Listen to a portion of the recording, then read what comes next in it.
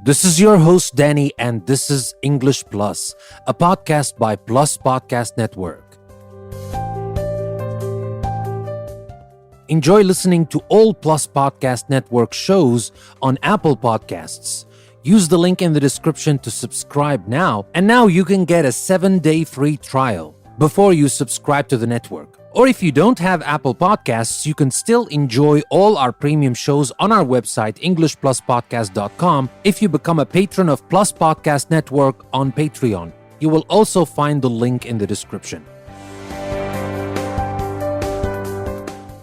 Welcome to Word Power from English Plus Podcast. Today we're going to learn 10 new words in the context of a story or some information. We're going to talk about Giganotosaurus. Before I start telling you about Giganotosaurus, let me tell you about the 10 words we're going to learn today. We're going to learn paleontologist, amateur, unseat, exhume, serrated, estimate, attribute, theorize, prey, and vegetation. So these are the 10 words we're going to learn today.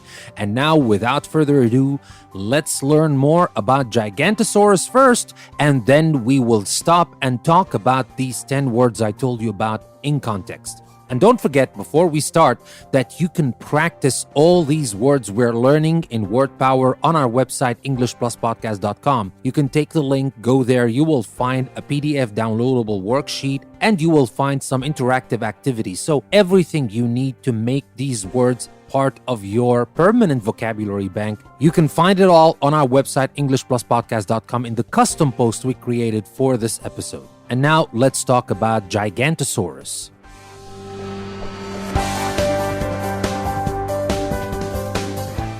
For many years, paleontologists thought that the Tyrannosaurus rex was the largest meat-eating dinosaurs ever to roam the earth. In 1995, however, an auto mechanic and amateur scientist named Ruben Carolini discovered some bones in Argentina. The discovery was to unseat Tyrannosaurus rex from its position as the largest meat-eating dinosaur. In honor of this discovery, scientists named the new dinosaur Giganotosaurus carolini. After the initial find, scientists exhumed additional pieces of the Gigantosaurus's skeleton. They found parts of the skull, many of the vertebrae, both thigh bones, and some teeth. Each of the curved teeth was 8 inches long and serrated like a saw. From this incomplete skeleton, scientists were able to estimate the dinosaur's size and appearance. According to researchers, the Gigantosaurus was about 42 feet long, making it slightly longer than the Tyrannosaurus rex. The creature ran on its hind legs and had rather small arms. It weighed 6 to 8 tons, making it nearly 3 tons heavier than the largest Tyrannosaurus rex. Scientists do not know exactly what the Gigantosaurus ate, but its teeth have all the attributes of meat-eating animals. So they concluded that the great beast was a carnivore, or meat-eater. Because skeletal remains of dinosaurs do not include skin, scientists must theorize about the dinosaur's skin colors. A Gigantosaurus hunted smaller prey, so it is likely that the appearance of its skin allowed it to blend into the surroundings in order to surprise its victims. The Gigantosaurus lived in the grassy wetlands of what is now Argentina, an environment similar to the African savanna. Therefore, this dinosaur probably had skin that closely matched the colors of the vegetation around it. The Gigantosaurus carolini lived about 100 million years ago, some 30 million years before the Tyrannosaurus rex that roamed North America.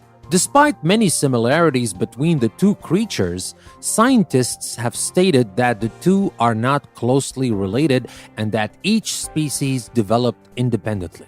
So that was our story about the Gigantosaurus, the T-Rex's big brother. I hope you learned something new you didn't know about dinosaurs before. And now let's move on to talk about the 10 words I promised we would talk about. And let's start with our very first word, paleontologist. It is spelled Paleontologist. paleontologist. What does that mean?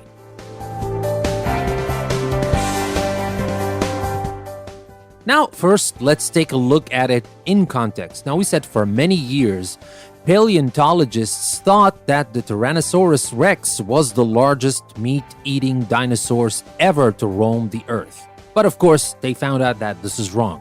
When we talk about paleontologists, we're talking about these people who study dinosaurs. But it is not only dinosaurs that they study. A paleontologist is a scientist who studies paleontology, obviously, which is the study of fossils as a guide to the history of life on Earth. Now, of course, dinosaurs is a big part of their study because they form the big part of the fossils we study from prehistory. But that doesn't mean that they just study dinosaurs. Maybe dinosaurs is the main study, but they study other fossils as well. So this is the meaning of paleontologist. Now let's move on to talk about the next word, amateur. A-M-A-T-E-U-R. Amateur.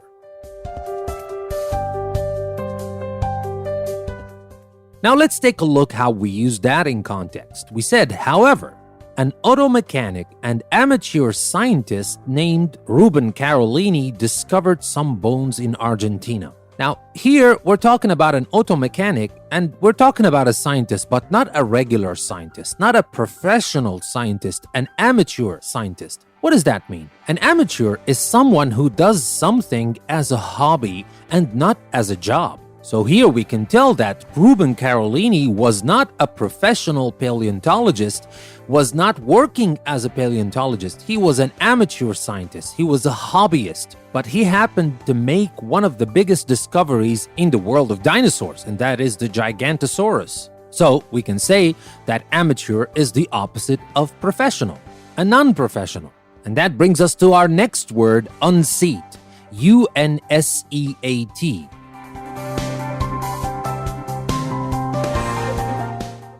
Now let's take a look how we use that in context. We said this discovery was to unseat Tyrannosaurus rex from its position as the largest meat-eating dinosaur. So what does that mean? Unseat Tyrannosaurus rex. When people try to unseat a person who is in an important job or position, they try to remove him or her from that job or position. Now, here we're not talking about a person, we're talking about Tyrannosaurus rex. But this discovery, or the Gigantosaurus, which was called later the Gigantosaurus, was to unseat Tyrannosaurus rex. Tyrannosaurus rex was considered the largest meat-eating dinosaur, number one. So this Gigantosaurus unseated Tyrannosaurus rex, removed Tyrannosaurus rex from this position. So there you go, that's the meaning of unseat. Now let's move on and talk about the next word, and that is exhume. E-X-H-U-M-E. Exhume.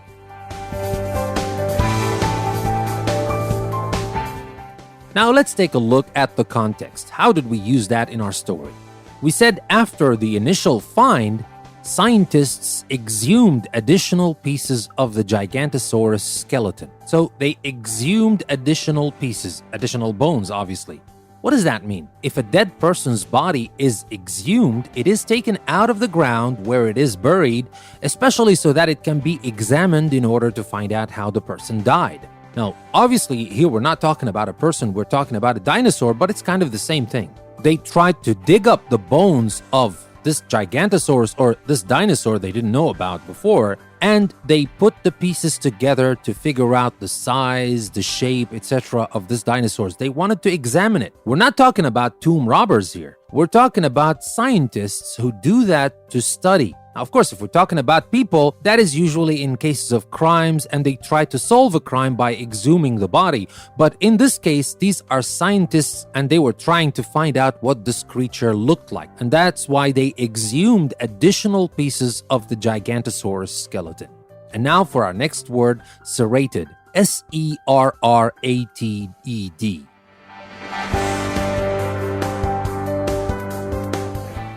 Now let's take a look how we use that in context. Now we said each of the curved teeth was 8 inches long and serrated like a saw.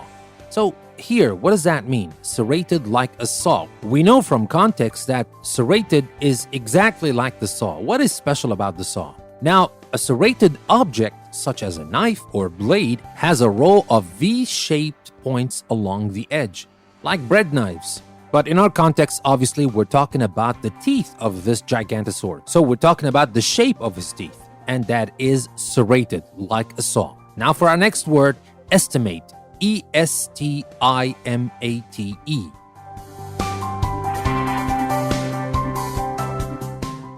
Now let's take a look how we use that in context. We said scientists were able to estimate the dinosaur's size and appearance. When you say estimate, do you think that this is exact science? This is just like looking at something and describing it exactly as it is, or you exactly know what it is? Not really. If you estimate quantity or value, you make an approximate judgment or calculation of it. Now, in the case of Gigantosaurus, they have to, because they can't see the animal. They've just discovered a couple of bones, and they put the bones together, and usually not all the bones are there, so they have to make an estimate. They have to estimate the rest of it. So it's like an approximate judgment or calculation. Now, of course, in other areas, sometimes they have to estimate because not all the times you have the time or you have enough data to know the exact answer. Sometimes you don't have all the data, so you have to make an estimate. And sometimes you don't have time. So you have to make an estimate first, then you can calculate correctly or calculate precisely. So estimate is not calculating precisely, it's calculating roughly. And by the way, you might have noticed that I'm saying estimate and estimate. And that is because the pronunciation is different. When I use estimate as a verb, I say estimate. But when I use estimate as a noun, like when you say make an estimate, that's a noun here, which has the same spelling, by the way. But if you use it as a noun, you say estimate, not estimate. Estimate is a verb. So that is our word. And now let's move on to talk about the next word, and that is attribute. A-T-T-R-I-B-U-T-E. Attribute.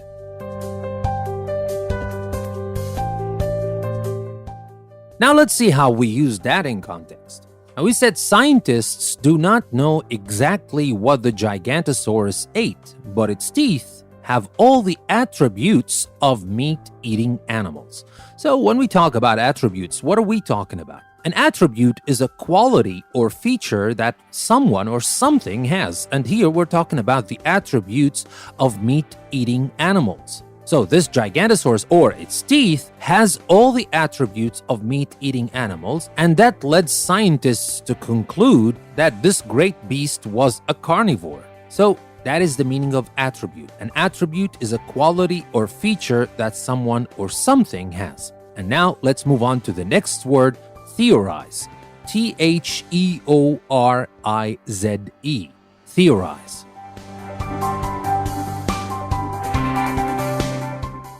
Now let's take a look at how we use that in context. We said because skeletal remains of dinosaurs do not include skin, scientists must theorize about the dinosaur's skin colors. So it is kind of like estimate, but not exactly. That is coming up with a theory based on some facts and some deductions. So it is a little bit more sophisticated than just an estimate, but it is still not exact data. If you theorize that something is true or theorize about it, you develop an abstract idea or set of ideas about something in order to explain it. That is just like speculate. Like, for example, if you say police are theorizing that the killers may be posing as hitchhikers, that is just a theory. Based on facts, based on some deductions, that's fine, but still a theory. These are not facts. We don't know for sure, or the police in this case don't know for sure, but they're theorizing. So here, scientists must theorize because obviously when they find the bones of a dinosaur, they don't find the skin. The skin and flesh decayed a long time ago, so they have to theorize based on the bones, or actually based on the few bones they find. So that is the meaning of theorize. Now let's move on to the next word, and that is prey. P-R-E-Y.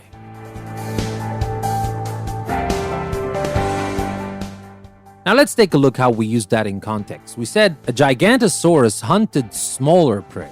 So it is likely that the appearance of its skin allowed it to blend into the surroundings. Anyway, here we're not talking about how it hunted, but we're talking about what it hunted. A A Gigantosaurus hunted smaller prey. That is the word. And when we say, for example, a creature's prey, these are the creatures that it hunts and eats in order to live. So that is when you watch any kind of shows about animals, you will see that some animals prey on other animals. Now, that doesn't have to be bad because these creatures eat those other creatures in order to live. Now, of course, that can be used in a very bad context. Now, people can prey on other people in many different ways, and here, of course, we don't have to. Some people do that because they're bad. But when we use that in the animal kingdom, we're talking about creatures that hunt other creatures to eat in order to survive. And obviously, the hunter is called predator, and the hunted creature is called the prey. So predator and prey. In this case, of course, our Gigantosaurus was the predator, and other smaller animals were the prey. And now for our final word for this episode, and that is vegetation. V-E-G-E-T-A-T-I-O-N. Vegetation.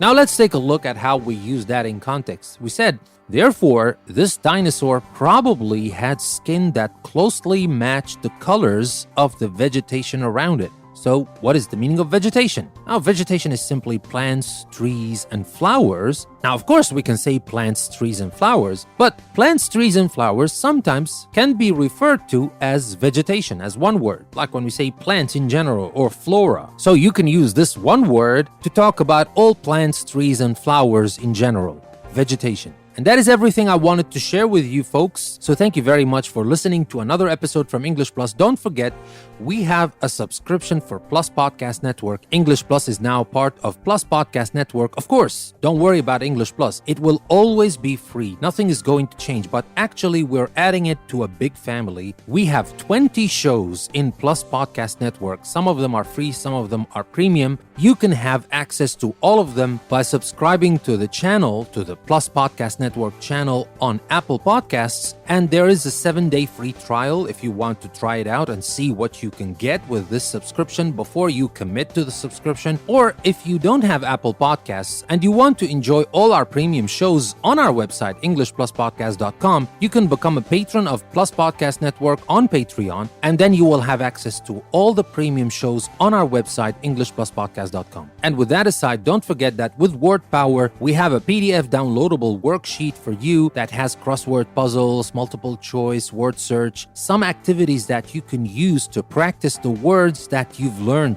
in this episode. And by the way, I also include the words we learned in the previous Word Power episode. So it is a good opportunity for you to remember what we talked about last week as well. So go to our website and download this PDF, practice anytime you want. And if you don't like paper and you like interactive activities more, we've got you covered as well, because we have interactive activities on our website as well. You can find the link in the description. The link is not going to take you only to our website. It's going to take you to the custom post we created for this episode. So take the link and take your English with it to the next level. And don't forget to check out our other podcasts that are free. Even if you don't want to subscribe now, maybe you will change your mind later. We've added a lot of other interesting shows for free. You can find them on our website. But just remember, for the premium podcasts, you can either subscribe on Apple Podcasts or on our website using Patreon. With that being said, this is your host, Danny. Thank you very much for listening to another episode from English Plus Podcast. I will see you next time.